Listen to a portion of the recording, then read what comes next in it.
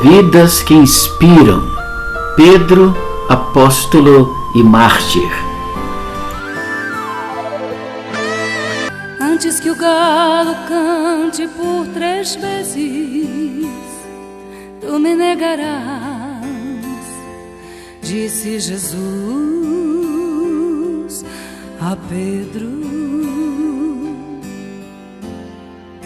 E Pedro lhe falou: te digo, meu Senhor, se preciso for, morrerei contigo, mas não te nego, meu mestre. E na madrugada fria, os soldados lhe batiam, sem temor, sem compaixão. Porém Pedro olhava, não acreditava no que estava vendo. Então uma mulher dele se aproximou e lhe perguntou: tu és um deles, tu estavas com ele? E Pedro então negou. Porém o que Pedro via era o olhar do meigo mestre, estava olhando em seu olhar. E o galo cantou, foi grande a dor na alma de Pedro, como marcou o olhar de Jesus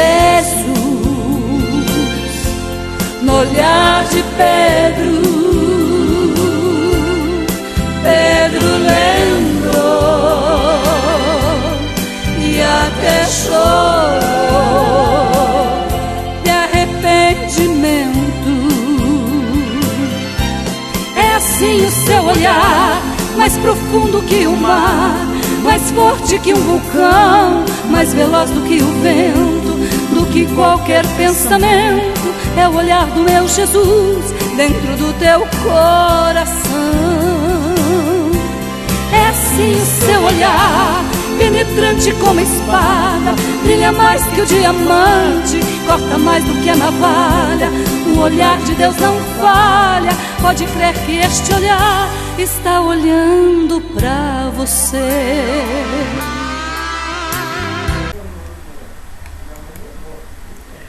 O olhar de Cristo alcança as regiões mais profundas do mar de sentimentos e afetos que se abrigam em nossas almas. O olhar de Cristo é como a força de um vulcão e a velocidade do vento, capaz de revolucionar completamente o nosso íntimo. O olhar de Cristo é penetrante como uma espada que rompe os grilhões de nossa prisão interior, nos libertando do sofrimento provocado pelos desenganos da vida. O olhar de Cristo que nos alcança é cheio de misericórdia e ternura, nos fazendo acreditar que é possível ir adiante, que é possível ser melhor, que é possível ser feliz. Mas quem foi esse Pedro que experimentou a graça divina de ser alcançado pelo olhar de Cristo? Pedro é Pedro, mas também é um pouco de cada um de nós, incongruentes, inconstantes, cheios de altos e baixos, acertando e errando, tropeçando aqui e nos levantando ali. Antes de se tornar um discípulo de Jesus Cristo, Pedro era pescador. Ele nasceu na cidade de Betsaida, viveu boa parte da sua vida em Cafarnaum, era filho de um homem chamado João, ou Jonas, e tinha como irmão André. Na verdade, Pedro e André eram empresários de uma pequena companhia de pesca que tinha como sócios outros 2 irmãos, Tiago e João, os filhos de Zebedeu. No grande espetáculo musical O Fantasma da Ópera, sucesso durante anos a fio na Broadway e nos maiores teatros do mundo, há uma canção intitulada The Point of No Return, o ponto do qual não se volta, e que significa uma experiência tão marcante de vida que modifica a vida da pessoa completamente. Isso aconteceu com Pedro quando ele estava voltando de uma pescaria junto com seu irmão André e também com seus sócios Tiago e João. Eles estavam já ancorados na praia, lavando as redes, quando Jesus veio se aproximando.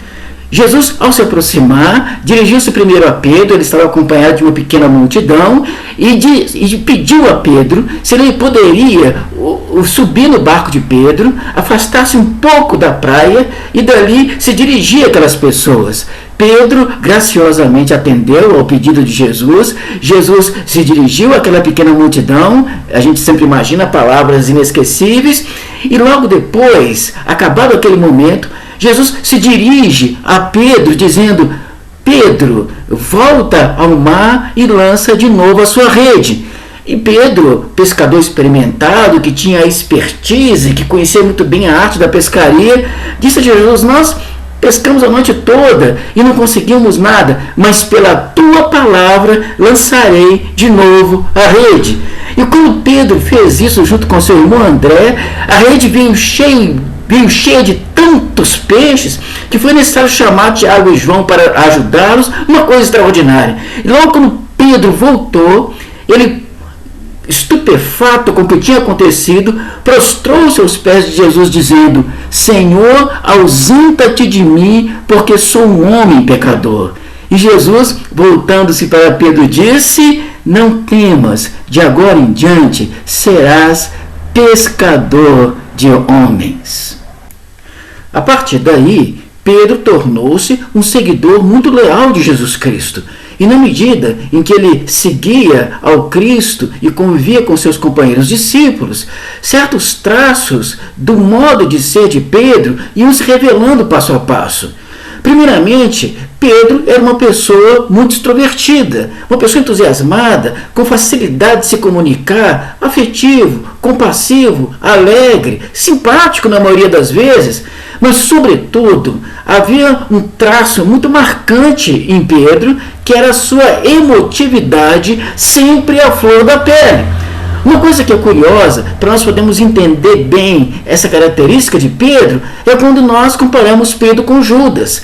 No caso de Judas, só para que se tenha uma ideia, Judas, após trair a Jesus Cristo, foi invadido por uma culpa avassaladora ao ver o desenrolar dos acontecimentos, e a culpa dele era tão profunda, mas tão profunda, que ele nem se permitia derramar lágrimas de arrependimento. E o caminho de Judas, lamentavelmente, foi o caminho da autodestruição.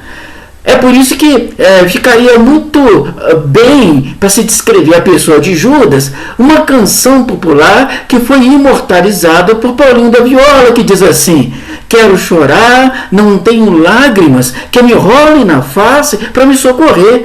Se eu chorasse, talvez desabafasse. O que eu sinto no peito não posso dizer. Só porque não sei chorar, eu vivo triste a sofrer.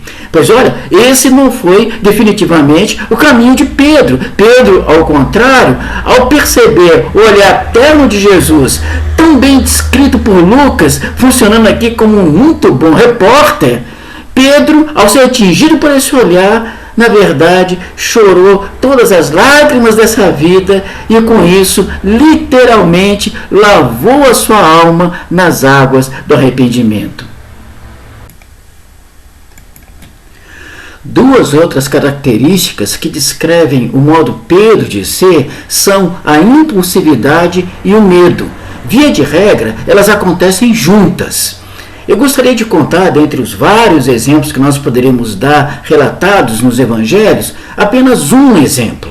Era madrugada no mar da Galileia. O mar estava relativamente agitado e, de repente, na quarta vigília da noite, mais ou menos 3 horas da manhã em diante, os discípulos avistaram um vulto andando sobre as águas. Eles ficaram naturalmente apavorados. Mas aquele vulto foi se aproximando e se apresentou como sendo o próprio Cristo. E ele disse: tende bom ânimo, sou eu, não temais. E Pedro, tomado pela sua natural impulsividade, mais que depressa respondeu: Senhor, se és tu, manda-me ir ter contigo por cima das águas. E ele, na sua imensa generosidade, disse: Pedro, vem. E Pedro andou sobre as águas e foi ao encontro de Jesus.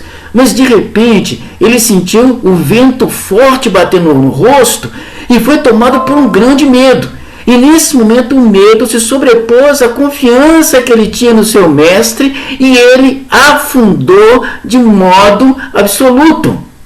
Nessa hora, ele gritou desesperado: Senhor, salva-me, Senhor, salva-me. E Jesus estendeu a mão, segurou Pedro e disse-lhe: Homem de pouca fé, por que duvidaste? O tempo seguiu o seu inexorável curso. Segundo seus biógrafos, Pedro passou os últimos anos de sua vida em Roma. No ano 64, na perseguição movida por Nero, ele foi preso e levado à crucificação. Conta a tradição da igreja que ele não se considerou digno de morrer como Jesus havia morrido e pediu para ser crucificado de cabeça para baixo. Mas o mais importante é o legado de superação de seus próprios limites que Pedro deixou. Aos poucos, ele foi se tornando menos intempestivo. Ele, que agia sem pensar, deixou 2 cartas que revelam profunda reflexão espiritual. Ele, que era impulsivo, aprendeu a lidar com a sua impulsividade a ponto de se tornar um líder verdadeiramente referencial. Ele aprendeu a vencer o medo, enfrentando de maneira altaneira e digna o martírio em nome de sua fé em Cristo Jesus.